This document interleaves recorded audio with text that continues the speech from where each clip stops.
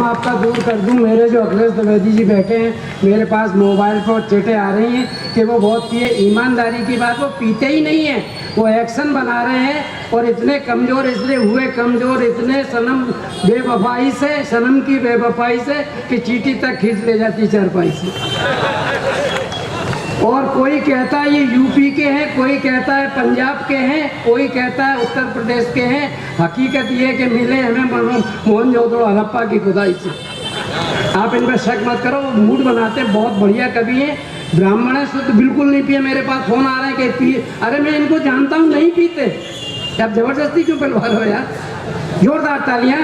देखिए, ये वीर रस के कवियों से भगवान बचाए। अभी आके वीर रस का कवि पढ़ देगा, इस्लामाबाद में झंडा गाड़ देंगे। काहे गाड़ दोगे भाई? यहाँ जगह कम है क्या? जो काम यहाँ है वहाँ नहीं करेंगे, इस्लामाबाद जाए, झगड़े की जड़। और सर मैं बताऊं महोदया कि श्रृंगार के कवियों से भगवान बचाए। श्रृंगार का कवि आएगा और पढ़ेगा, मैं तेरी जुल्फ के साए में शाम कर लूंगा। साला जुल्फ नहीं, नगर पालिका का गोदाम हो गया है क्या?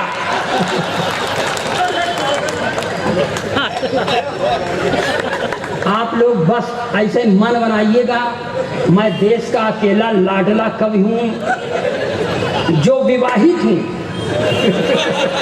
मगर मेरी पत्नी मेरा सम्मान नहीं करती। अब नहीं करती तो नहीं करती। एक अदद सर मेरे पास भी पत्नी है, मांग में सिंदूर नहीं लगाती। मैंने कहा देख भाग्यवान ब्राह्मण के घर की बहू है, लगाया कर। बोलती है नहीं लगाती। मैंने पूछा क्यों, तो मुझको ही समझाती है कि देखो ये सिंदूर वो चीज है जिस पर औरतें गर्व करती हैं, मैं किस पर गर्व करूं?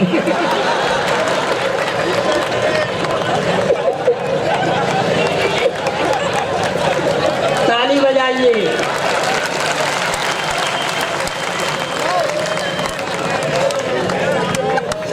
अच्छा मैं बताऊं, देखिए मैं अपना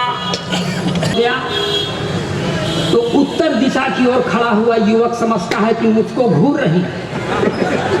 मैंने उससे कहा देख भाग्यवान, जब मैं तुझे पहली बार देखने गया तो नगर पालिका की इस हेडलाइट की तरफ तेरी एक ट्यूबलाइट काम नहीं कर रही थी। मैंने फिर भी तुझसे शादी कर लिया, इसलिए मुझ पर नाज कर।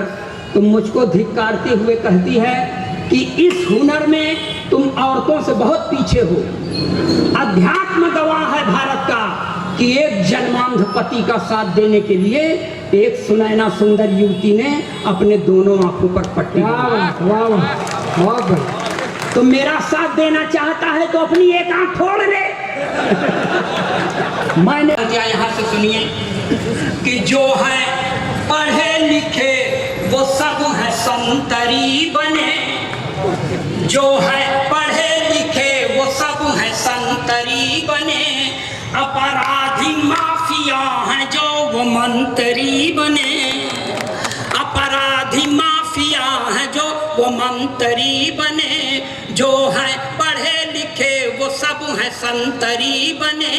जिसने विवाह करके अपनी पत्नी छोड़ दी, जिसने विवाह करके अपनी पत्नी छोड़ दी, वो अपने देश में प्रधानमंत्री बने।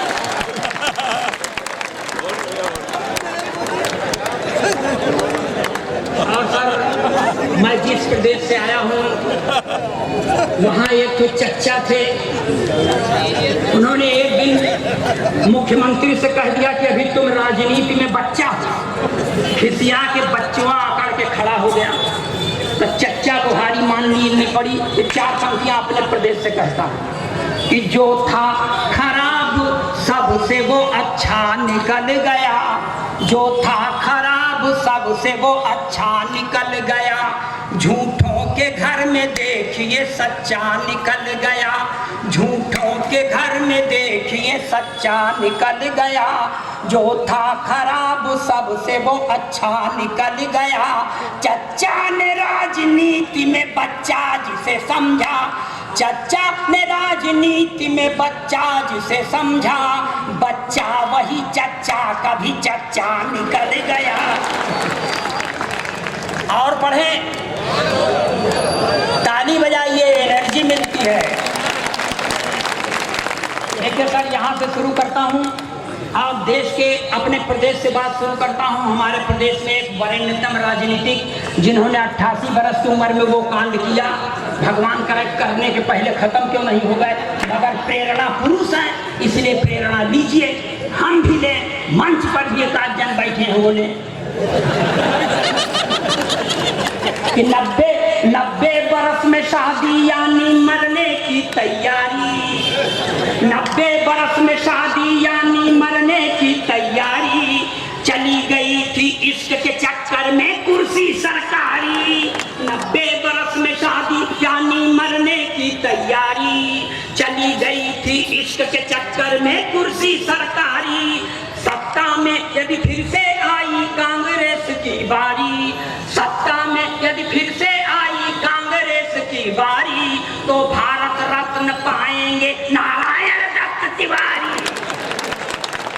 सत्ता में यदि फिर ये नारायण दत्त तिवारी, शादी की चिंता, शादी की चिंता न चिंता शमशान की, जय हो जनता की, जय हो हिंदुस्तान की, जय हो जनता की, जय हो हिंदुस्तान की। और सर, आँखों में कैटरेक्ट का ऑपरेशन कराने के बाद भी वो कांड किया, भगवान करे करने के पहले खत्म क्यों नहीं हो गए, मगर प्रेरणा पुरुष हैं, इसलिए प्रेरणा लीजिए, हम भी लें, आप भी लें। एक नशा ऐसा है भैया सर पर चढ़कर बोले, एक नशा ऐसा है भैया सर पर चढ़कर बोले, पागल कर देता है डगमग धरती अंबर डोले। एक नशा ऐसा है भैया सर पर चढ़कर बोले, पागल कर देता है डगमग धरती अंबर डोले। चाहे जितना करो जतन हर राज ये दिल का खोले, चाहे जितना करो जतन हर राज ये दिल का खोले। 68 के दिग्विजय सिंह अमृता राय से बोले, चाहे जितना करो जतन हर राज ये दिल का खोले। 68 के दिग्विजय सिंह अमृता राय से बोले, क्या तू ही संजीवनी, तू ही संजीवनी है मेरे प्राण की, जय हो जनता की, जय हो हिंदुस्तान की, जय हो जनता की, जय हो हिंदुस्तान की। और सर, थोड़ा पूरब की ओर चले, ये देखिए धरती काटती हैं, इसके अलावा उनको कुछ नहीं आता, मगर इस समय दो के दोनों खाली हैं। तब पत्नी अपने पति से कहती है कि मैं भी हो गई खाली साजन, तुम भी खाली खाली, मैं भी हो गई खाली साजन, तुम भी खाली खाली। अब प्रदेश की यह कुर्सी जल्दी ना मिलने वाली, मैं भी हो गई खाली साजन, तुम भी खाली खाली।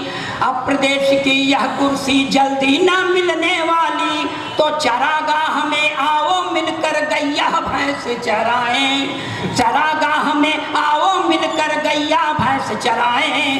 गोबर पाथें दूध पिए अपना परिवार बढ़ाएं। किसको फिक्र है, किसको फिक्र है पटना सिवान की, जय हो जनता की, जय हो हिंदुस्तान की, जय हो जनता की, जय हो हिंदुस्तान की। और ये अपने प्रदेश से सर सच्ची बात कहने का प्रयास, जो अपने नाम के आगे बड़े गर्व के साथ दुबे, तिवारी, ओझा, पांडे, शुक्ला लिखते हैं, थोड़ा उनको धिक्कारता चलूं मैं। देखिए देशभक्ति के एकदम चाशनी में डुबो के पढ़ रहा हूँ। ए माया के दरबारी इतने शुक्ला दुबे आए पांडे और तिवारी, चाट चाट के चरण हो गए माया के दरबारी। झूठ नहीं कहता हूँ सच कहने की है बीमारी, झूठ नहीं कहता हूँ सच कहने की है बीमारी।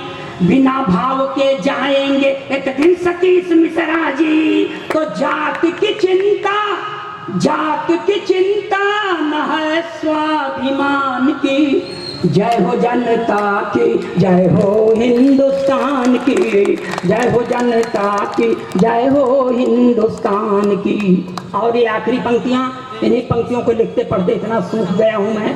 मुझे ढेर सारा आशीर्वाद दीजिए, आने वाले किसी कवि को कुछ मत दीजिएगा, किसी का कर्जा नहीं खाएंगे। पर दिल में विनती सुनो हमारी, एक प्रश्न है प्रभुवर दिल में विनती सुनो हमारी, हर बूढ़े नेता के संग क्यों कम उम्र की नारी। यह राष्ट्रीय चिंता है जो मुझे खाए जा रही है। एक प्रश्न है प्रभुवर दिल में विनती सुनो हमारी, हर बूढ़े नेता के संग क्यों कम उम्र की नारी। सपा बसपा भाजपा सब में है यह बीमारी, सपा बसपा भाजपा सब में है यह बीमारी। कांशी राम कल्याण दिग्विजय या एनडी तिवारी। तो क्या गति होगी, क्या गति होगी अपने दिल के दुकान की। जय हो जनता की, जय हो हिंदुस्तान की, जय हो जनता की, जय हो